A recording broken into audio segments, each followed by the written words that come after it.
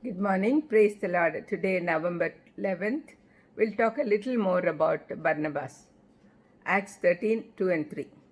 While they were worshipping the Lord and fasting, the Holy Spirit said, "Set apart for me Barnabas and Saul for the work to which I have called them."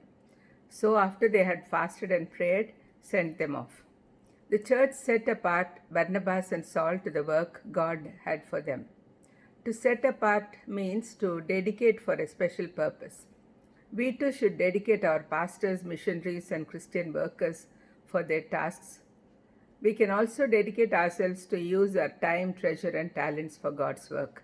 This was the beginning of Paul's first journey. Barnabas was never interested in getting importance, though he was being greatly used in Antioch.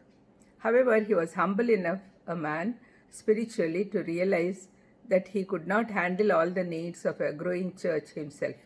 He had the discernment to see that help in teaching was needed, and he realized that the man for the task was Saul of Tarsus. Barnabas was not hindered by the thought that Saul might come to eclipse him.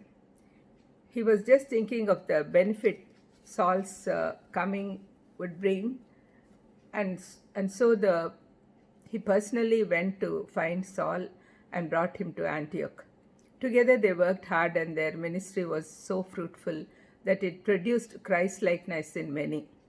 The result was that the name Christian was first used in Antioch. Barnabas was very willing to obey God's call to missionary service. The Holy Spirit made it clear in Antioch that Barnabas and Saul had been set apart by him for this task. Without any hesitation, Barnabas took the decision to accompany Paul. Holy Spirit was the divine sender in the great advance from Antioch, a major step in taking the gospel to the ends of the earth.